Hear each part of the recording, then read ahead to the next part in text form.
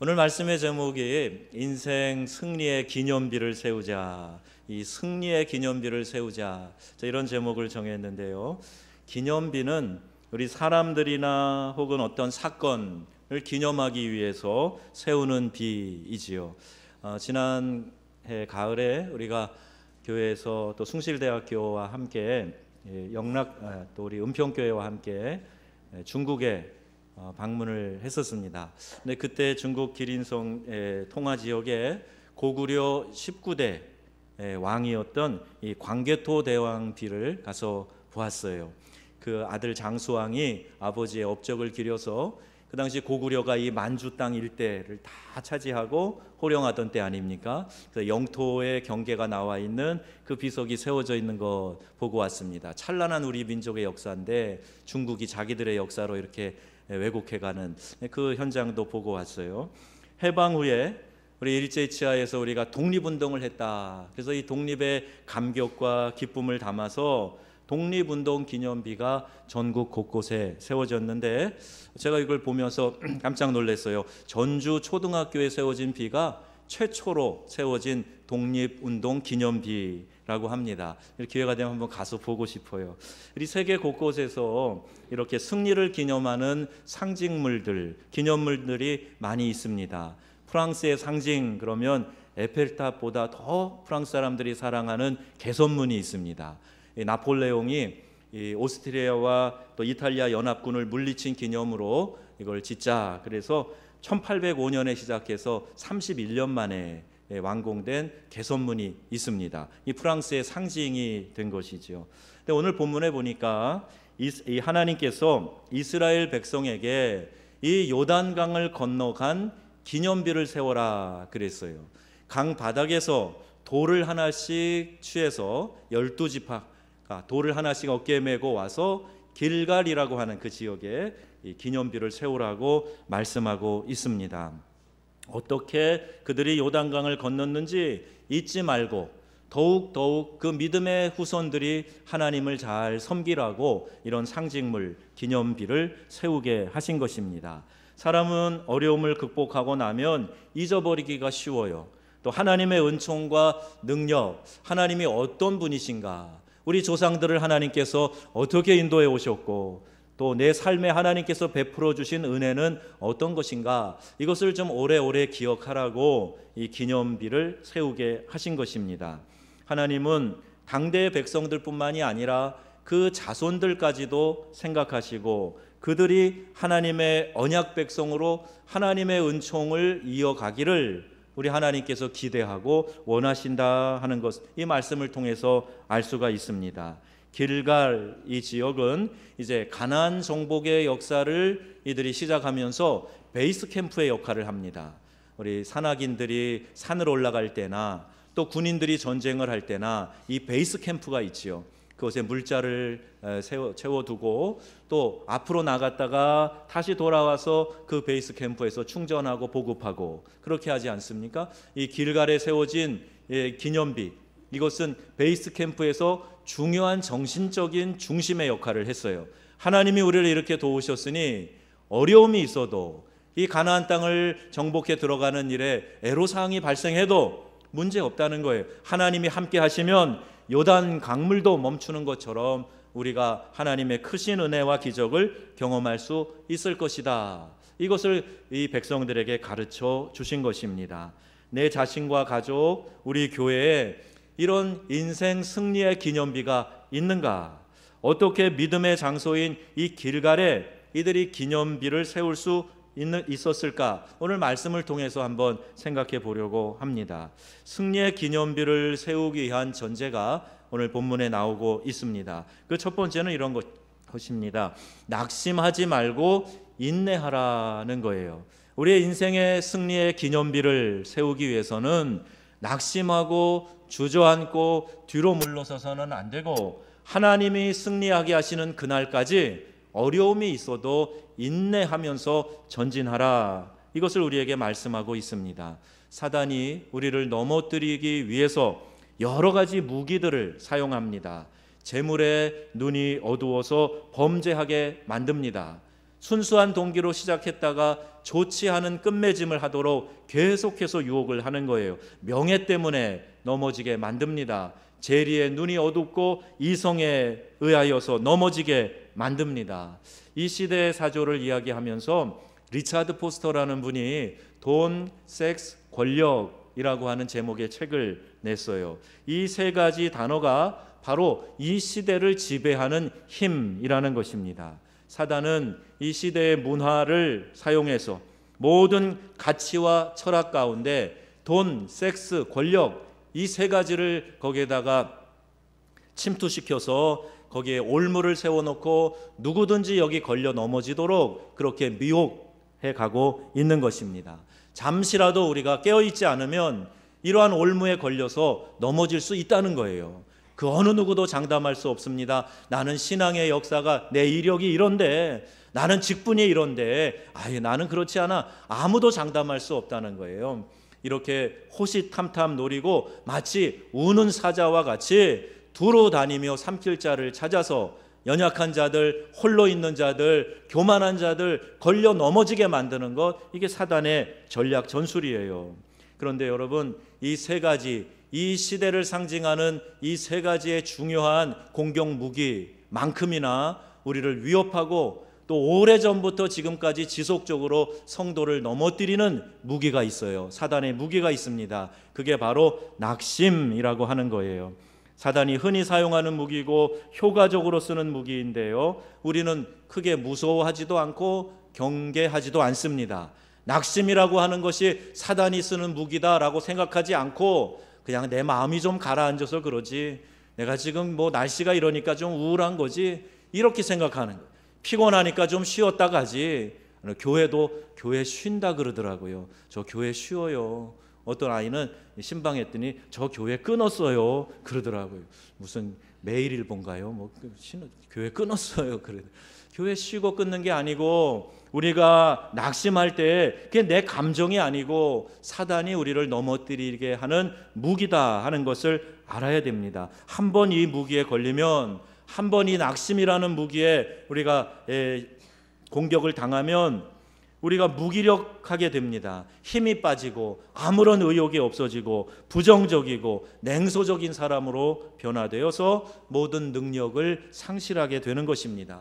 하고 싶은 의욕이 없어져요. 예배드리러 가서 감격스럽게 하나님을 만나야 되는데 예배하러 가는 것 자체가 싫은 거예요. 기도드리면 우리 하나님께서 기도를 들으시고 우리의 삶에 놀랍게 역사하실 텐데 기도하지 못하게 만드는 거예요. 이게 사단이 우리에게 주는 낙심이라는 무기이고, 그 무기에 걸려 넘어지면 우리는 이렇게 무기력해지게 되는 겁니다. 그래서 예수님은 친히 우리가 항상 기도하고 낙심하지 말아야 될 것을 비유로 우리에게 설명해 주고 계세요. 누가복음 18장의 말씀입니다. 아예 그 비유에 대한, 왜 이 비유를 말씀하시는지까지 그 앞에 설명을 붙이신 거예요. 항상 기도하고 낭망치 말아야 할 것을 비유로 말씀하사. 그리고 이 불의한 재판관과 억울한 사정을 가진 과부에 대한 이야기를 우리에게 말씀해 주고 있습니다. 이 과부가 재판관을 찾아가요. 그런데 이 재판관이 불의한 재판관이에요. 자기 자신도 자기를 알아요. 그래서 나는 하나님을 두려워하지도 않고 사람들을 무시하나. 그러나 어떻게 했어요? 이 여인이 날마다 찾아가서 내 억울한 사정을 좀 해결해 달라고, 들어달라고 강청하니까 불의한 재판관이 너무 귀찮아서 그냥 안 들어줄 수 없어서 들어줬다는 얘기예요. 그러면서 이 비유의 결론이 뭐냐 하면, 하물며 하늘에 계신 너희 아버지께서 밤낮 부르짖는 그 사랑하는 자녀들의 기도를 들어주시지 않겠느냐, 이렇게 말씀하십니다. 누가 말씀하신 거예요? 우리 예수님이 말씀하신 거예요. 그래서 우리에게 낙심하지 말고 끝까지 기도하라, 이렇게 교훈으로 말씀해주고 계시고, 언제까지 기도하느냐? 하나님이 우리에게 응답해 주실 때까지예요. 내 뜻한 대로, 내가 원하는 대로 예스 이렇게 응답해 주시는 응답만 있는 게 아니에요. 하나님이 때로는 내 계획대로 가지 않게 막으시고 다른 길로 인도해 주시는 응답도 있습니다. 그리고 그래, 그거 내가 들어줄게, 그런데 조금만 기다려, 이렇게 응답하시는 것도 있어요. 어찌됐든 우리의 기도는 반드시 하나님의 응답이 있습니다. 그리고 그 응답이 있을 때까지 우리는 낙심하지 말고 뒤로 물러서지 말고 주저앉아 있지 말고 끝까지 인내하고 전진하라 말씀하고 계세요. 오늘 이 말씀에 여러분들이 이 말씀의 주인공이 다 되시기를 주의 이름으로 축원합니다. 끝까지 인내하지 않은 거예요. 응답해 주실 때까지 믿음을 가지고 끝까지 나아가자, 이 말씀을 드리고 있습니다. 여러분, 열왕기하 5장에 보면 한센병에 걸린 나아만 장군 얘기가 나옵니다. 천하를 호령하는 그 나라의 실권자예요. 그런데 조그만 속국 이스라엘에 찾아와서 한 이름 없는 선지자를 만납니다. 그리고 선지자에게 들은 처방대로 요단강에 가서 몸을 씻어요. 7번 몸을 씻어라 종 게하시에게 얘기하고 선지자는 얼굴도 보여주지 않습니다. 아니, 내 생각에는 이 선지자가 나와서 이 상처에 뭘 바르기도 하고 막 춤도 추고 주문도 외워서 고쳐줄 줄 알았는데 이 무슨 무엄한 일이냐, 화가 났어요. 그런데 그래도 장군님, 몸이 낫는 게 좋지 않습니까? 그래도 여기까지 오셨는데 해보기는 해야 되지 않겠습니까? 그런 충신들의 이야기대로 요단강에 가서 몸을 씻습니다. 7번 몸을 씻으라 그랬어요. 근데 6번째까지 몸을 씻는데 성경에는 이 몸이 점점 좋아지더라, 조금씩 나아지더라, 이런 내용이 없습니다. 마지막 7번 몸을 씻고 올라왔을 때 그 피부가 어린아이의 피부처럼 되었더라, 이렇게 기록하고 있어요. 뭘 말씀해 주고 있습니까? 응답은 마지막까지 하는 거예요. 하나님의 말씀이 임했으면 그 말씀이 내 삶에서 이루어지는 그 순간까지 낙심하지 말고 포기하지 말고 끝까지 나아가는 것, 이것이 우리가 믿음의 기념비를 세우는 기본 원리가 된다는 것입니다. 여러분, 그래서 우리의 인생은요, 어떠한 실패가 있어도 어떤 어려운 환경에서도 낙심하지 않고 용기를 내어 끝까지 인내하면 하나님께서 반드시 응답해 주신다. 이 말씀이 여러분의 말씀이 되시기를 축복합니다. 인생에서 그래 중요한 것은 속도가 아니에요. 얼마나 빨리 가느냐, 그게 중요한 게 아닙니다. 끈기예요. 마지막까지 달려갈 수 있느냐, 이게 중요합니다. 그래서 인생은 단거리 경기가 아니고 마라톤 경기라고 우리 인생의 어른들이, 선배들이 이야기하지 않습니까? 마라톤이 뭐예요? 49.195km를 뛰는 거, 이거 생명 내걸고 뛰는 거예요. 어렵습니다. 그래서 몇 등으로 들어왔느냐가 중요한 게 아니라 마지막 골인 지점까지 무사히 들어오기만 하면 다 박수 쳐주는 거예요. 마지막 지점까지 다 들어오면 박수 쳐줘요. 등수에 상관이 없어요. 수고했습니다, 훌륭합니다, 잘했습니다, 이렇게 평가하는 거예요. 여러분, 우리의 인생이 그렇습니다. 인내하시고 달려가셔서 속도가 문제가 아니라 끝까지 인내하셔서 우리 주님 앞에 설 때 칭찬 듣는 저와 여러분 다 되시기를 바랍니다. 하나님이 우리의 삶에 주신 인생의 프로세스들이 있어요. 이 과정을 주님께 물어가면서 한 걸음 한 걸음 나아가는 것, 그것이 우리의 믿음의 사람들이 해야 될 일들입니다. 거기에 하나님의 방법과 지혜가 있습니다. 그리고 하나님은 꼭 응답해 주신다고 우리에게 약속해 주셨습니다. 믿음을 가지고 기다려야 됩니다. 구하라, 그러면 너에게 주실 것이요, 찾으라, 그리하면 찾게 될 것이요, 두드리라, 그리하면 너희에게 열릴 것이니라, 이렇게 말씀하고 계세요. 여러분, 구하고 믿고 찾는 일에 포기하지 마시고 끝까지 전진하셔서 마지막까지 우리 하나님 도우시는 은혜 귀하게 체험하실 수 있기를 주의 이름으로 축원합니다. 우리의 인생의 승리의 기념비를 세우기 위해서, 자, 출애굽한 이스라엘 백성이 이제 홍해 건너서 요단강 앞에 서게 됩니다. 홍해라고 하는 것을 우리 하나님께서 갈라주셨어요. 모세가 지팡이를 들 때 바람을 일으키셔서 홍해를 가르시고 그 홍해를 육지처럼 건넜다 그랬습니다. 430년 동안 이집트에서 종살이했던 사람들이 무슨 믿음이 있겠습니까? 유대인들만, 그 이스라엘 사람들만 60만, 그리고 허다한 다른 족속들이 함께 쫓아 나왔어요. 그리고 홍해 앞에서 뒤에는 쫓아오는 이집트의 전차 부대 앞에서 그들이 어찌할 줄 모르고 부르짖는 그 순간에 하나님 홍해를 쩍 갈라주시고 자 건너가라 그렇게 하셨습니다. 그런데 이제 40년 동안 이들은 광야에서 훈련을 받았어요. 기도하니까 하나님이 만나도 주시고 메추라기도 주시고 목마를 때 하나님이 반석에서 샘이 나게도 해주시고 와 우리 하나님 좋으신 하나님이시네 이렇게 가르쳐 주시고 보여주시고 거역하고 불순종할 때는 재앙을 내리시고 책망하시는 그 하나님을 바라본 거예요. 이 구름기둥과 불기둥으로 인도하시는 하나님을 경험하게 하셨습니다. 그리고 그 훈련이 다 끝난 다음에 이제 마지막 종합시험을 치르는 겁니다.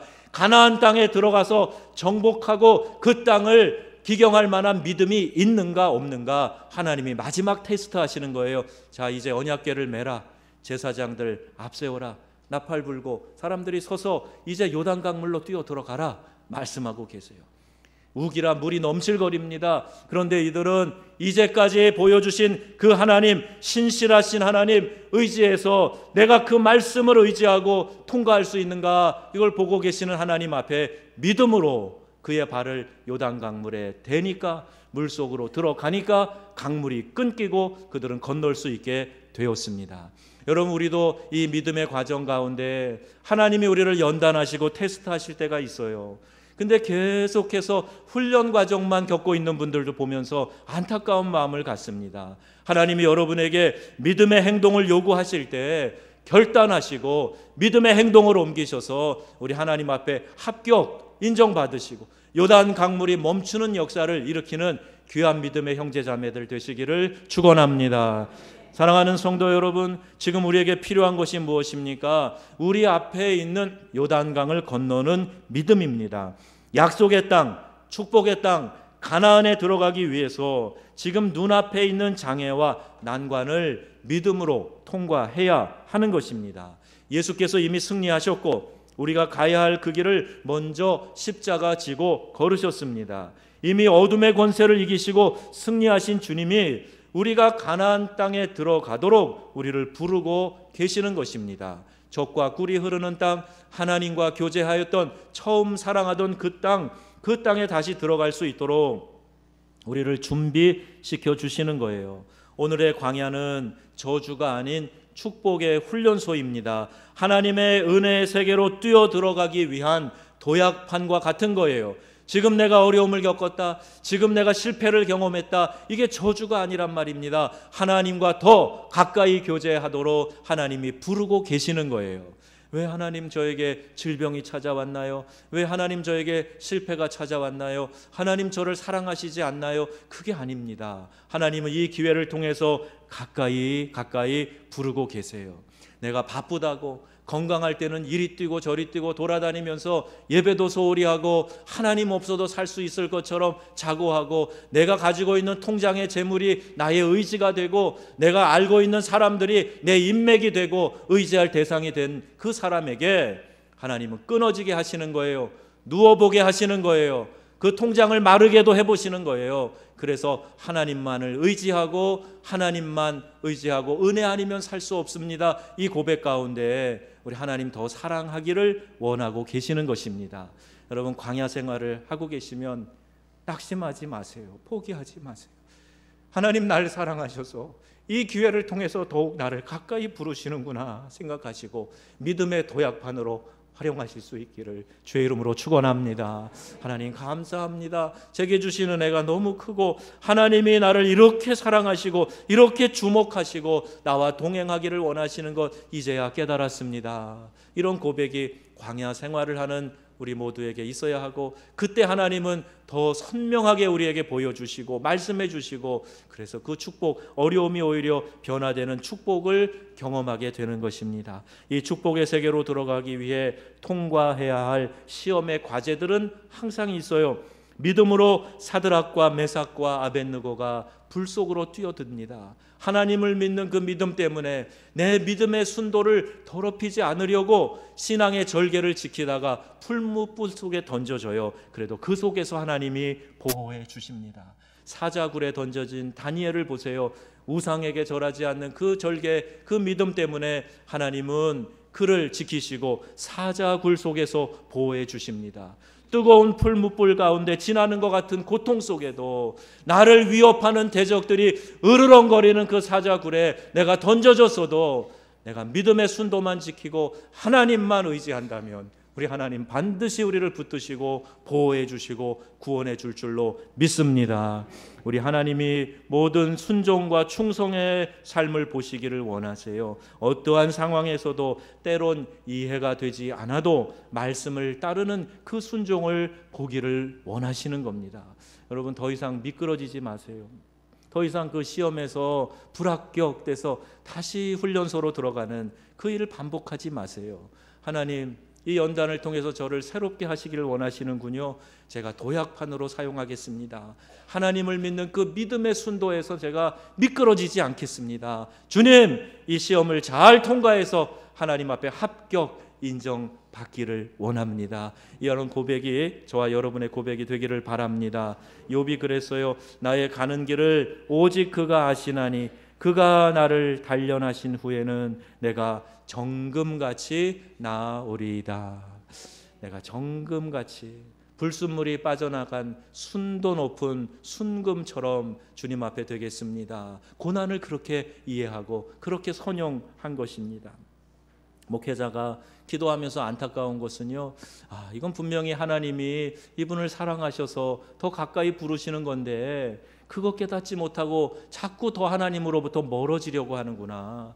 어려움이 찾아왔으면 한 걸음 더 하나님께 다가서고 두 배로 더 기도하고 하나님께 매달리면 이게 축복이 될 텐데 왜 어리석게도 저렇게 주저앉아 있는가, 왜 돌아서는가, 그런 안타까움이 있습니다. 여러분, 여호수아가 이 요단강을 건넌 다음에 12개의 돌을 가져오게 해서 기념비를 세워요. 왜요? 하나님의 은혜와 능력을 기억하라는 거예요. 그 일을 자자손손 대대로 기억하라고 이 기념비를 세웁니다. 당대만이 아니라 후손들이 기억하라. 그래서 하나님이 주시는 축복과 이 전통을 교훈으로 남기기 위해서 기념비를 세우는 겁니다. 우리의 신앙의 영역에 이 승리의 기념비가 세워져 있어야 합니다.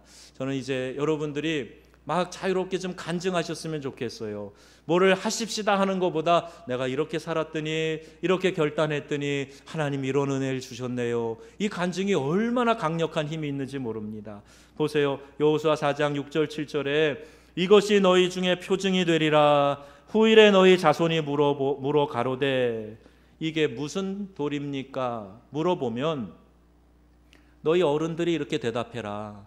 우리가 광야에서 이 모든 훈련을 받고 이제 약속의 땅을 들어가는 입구에 요단강이 넘실거리고 있었어. 그때 하나님이 우리에게 명하신 대로 우리가 대열을 성하고 제사장을 앞세우고 언약궤를 앞세워서 이 강물에 발을 대고 뛰어들었더니 강물이 멈춰버리고 우리가 강을 마른 땅처럼 건널 수 있게 된 것이야. 하나님이 도와주시니까 이런 기적이 일어났어. 이 얘기 해주라는 거예요. 이 기념비를 세워서 물어볼 때마다 이 신앙의 축복을 말해 주라는 겁니다. 여러분, 진정한 성공은, 진정한 축복은 내 당대로 그쳐서는 안 됩니다. 그 축복을 자자손손 전할수록 그 축복의 씨앗을 남겨두고 내 자녀들이 하나님과 직접 만나서 하나님의 그 은혜의 축복을 경험하게 하는 것, 이것이 진정한 축복인 줄로 믿습니다. 여러분 가문에는 이 신앙의 기념비가 있습니까? 믿음과 헌신을 통해서 하나님의 역사를 체험한 기념비가 있습니까? 부모의 신앙을 바라보면서 그 자손들이 아름다운 신앙의 유산을 이어받고 본받고 따르려고 하는 마음이 불같이 일어나는 그런 기념비가 세워져 있습니까? 내 자녀들도 반드시 어려운 일 당합니다. 아무런 어려움 없이 인생 사는 사람 하나도 없기 때문에 분명히 단언합니다. 여러분의 자녀들도 인생에 어려운 일 당할 수 있어요. 그때 어떻게 해야 됩니까? 발을 동동 구르고 불안해하고 좌절하고 낙심하고 그렇게 살도록 여러분 내버려 두시렵니까? 여러분이 어려움을 당하실 때 무릎 꿇어 하나님께 기도하시고 새벽 제단에 나가서 기도하시고 눈물로 기도하시고 성경 말씀을 펴서 읽으시고 조용히 묵상하며 하나님의 뜻을 따르려고 하는 그 모습 보여주시면 여러분도 축복받고 해결될 뿐만 아니라 여러분의 자녀들도 인생을 승리로 이끌어가는 최선의 방법을 여러분이 지금 몸으로 행동으로 보여주고 교훈하게 되시는 거예요. 왜 이 일을 안 하십니까? 조금 어려운 일이 있다고 내가 낙심하고 발을 동동 구르고 그렇게 호들갑하면 우리의 자녀들이 뭘 배우겠어요? 아, 믿는 것도 그냥 편안할 때만, 좋을 때만이구나. 어려울 때 보니까 우리 엄마 아빠 딴 데 찾아가대. 여러분, 그런 모습 보여주시겠습니까? 여러분의 믿음의 기념비를 잘 세우셔서 여러분의 자녀들이 이 땅을 사는 동안 하나님의 은혜와 축복 가운데 승리하는 삶을 살아가는 우리의 귀한 자녀들 다 될 수 있기를 축복합니다. 영락교회에 6.25 때 피난 가지 않고 교회를 지키다가 순교한 김응락 장로님, 그분을 기념하는 기념비가 있답니다. 그래서 돌아가신 우리 한경직 목사님, 전 이분이 돌아가시기 전에 남한산성에 올라가서 직접 대한 적이 있어요. 그때 이제 참 이분이 우리나라의 그래도 대표적인 목사님, 잠시 영성이나 또 신앙에 대해서 많이 존경하는 그런 목사님 아닙니까? 저도 그분을 대할 때 막 이 전율을 느낄 만큼 감동이 있었어요. 그리고 몇 해 후에 돌아가셨는데, 이분이 현역에서 목회하실 때 당회원들이 여럿 있지 않습니까? 의견이 다르고 그러면 때로는 의견 충돌이 날 수가 있어요. 그러면 당회를 다 중지하시고 우리 다 나갑시다. 그리고 이 장로님 비석 세워놓은 그 기념비 앞에서 다 무릎 꿇고 기도하고, 그러면 다들 화평케 되고 조용해지고, 그리고 정말 하나님이 기뻐하시는 뜻에 머리 숙이고 함께 가는 그런 일들, 그런 목회를 하셨다는 거예요. 이런 믿음의 어른이 있을 때 중심이 생기는 겁니다. 저는 우리 교회에도 그런 신앙의 어른들이 많이 세워지기를 바랍니다. 그분 생각하면, 그분이 평소에 주셨던 말씀 생각하면 우리 이러면 안 되지, 더 분발해야지, 이런 생각이 드는 그런 신앙의 어른들이 기념비처럼 세워져 있어야 된다는 거예요. 주기철 목사님, 손양원 목사님, 그들이 남긴 신앙의 기념비는 자자손손 얼마나 큰 자부심을 주고 그 가문의 축복의 전통을, 큰 신앙의 유산을 남겨준 것인지 몰라요. 한 세대를 35년으로 봅니다. 내 당대에 아무리 충성하고 아무리 많은 은혜 받았어도, 하나님 믿는 신앙을 가지고 예배했어도 그 신앙과 축복의 유산이 자녀들에게 가르쳐지지 않으면 그 가문의 신앙은 1세대로 끝나고 말 것입니다. 오늘날 유럽 교회의 모습이 바로 그런 모습이에요. 하나님의 은혜를 깨닫게 하고 하나님을 의지하여 기도하게 하는 이 축복의 전통을 가르치지 않으면 가장 중요한 것을 내 자녀에게 물려주지 않는 겁니다.